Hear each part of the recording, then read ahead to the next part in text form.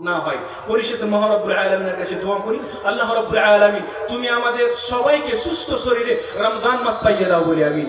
আল্লাহ রব্বুল আলামিন আমরা যেন রমজান মাসের প্রত্যেকটা মুহূর্তকে ওইভাবে কাটাতে পারি যেভাবে তুমি এবং তোমার রাসূল সাল্লাল্লাহু আলাইহি সাল্লাম কাটাতে বলেছো বলি আমিন। আল্লাহ রব্বুল আলামিন এই রমজান মাসকে আমরা প্রকৃত রমজান মাস হিসেবে পালন করতে পারি বলি আমিন।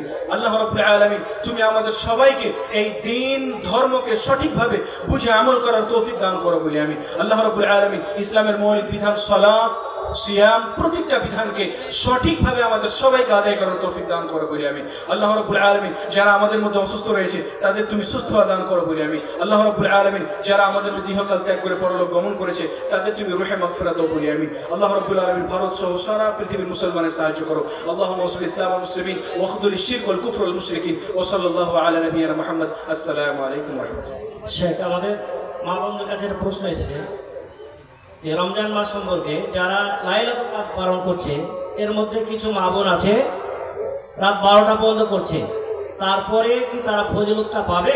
এটা প্রশ্ন এসে মা বোনদের পক্ষ থেকে। মাশাআল্লাহ, সুন্দর প্রশ্ন। তো প্রশ্নের জন্য দাদা আছেন? যাক, ঠিক আছে।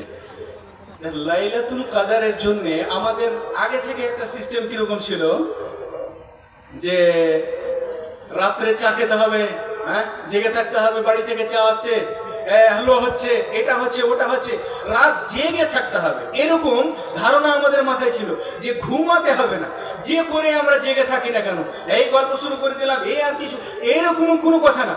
নবী করিম সাল্লাল্লাহু আলাইহি সাল্লাম আল্লাহ রাব্বুল আলামিন যে ওই লাইলাতুল কদরের ফজিলত বলেছেন, তো রাত বলতে পুরো রাত, সন্ধ্যা থেকে নিয়ে সকাল পর্যন্ত আপনি যতটা রাত জাগতে পারছেন, যদি ওই রাত লাইলাতুল কদর হয় তাহলে ওই ফজিলত পাবেন যেই ফজিলত লাইলাতুল কদরের বলা হয়েছে।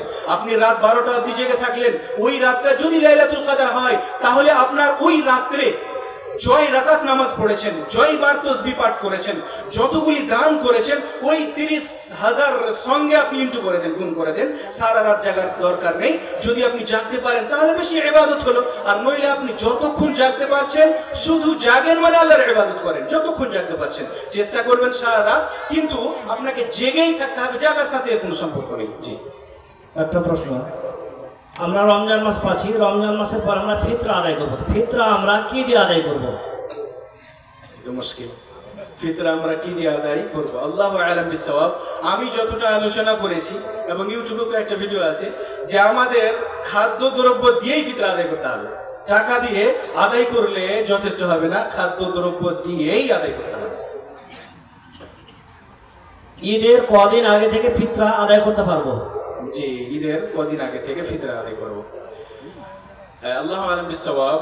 সঠিক এবং উত্তম সময় হলো লাস্ট রমজানের দিন ইফতার হলো তখন থেকে নিয়ে ঈদের নামাজ পড়তে যাওয়া পর্যন্ত, এটা এই সময়ের মধ্যেই আমাদের ফিতরা আদায় করে দেওয়া, বলতে ফকিরের কাছে পৌঁছে দেওয়া, এটাই হচ্ছে সঠিক।